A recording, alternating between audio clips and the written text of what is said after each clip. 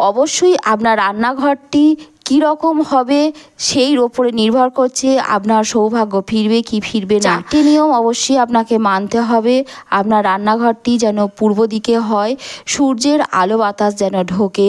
2 নম্বর হলো রান্নাঘরের রং যেন ইয়েলো রঙের হয়, কারণ ইয়েলো রং দেবী লক্ষ্মী এবং নারায়ণের অত্যন্ত প্রিয় কালার, তাই রান্নাঘর যেন ইয়েলো রঙের হয়। বন্ধুরা, 3 নম্বর হচ্ছে রান্নাঘরে 4টি দেয়ালে স্বস্তিক চিহ্ন আঁকবেন। এই চিহ্ন আপনার ঘরে লক্ষ্মীর আগমনের ইঙ্গিত দিয়ে দেবে।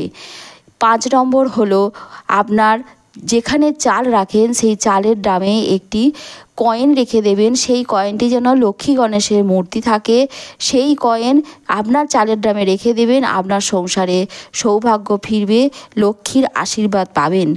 অবশ্যই এই 4টে নিয়ম আপনারা ফলো করবেন। এবার এই চালের ড্রাম থেকে যখন আপনার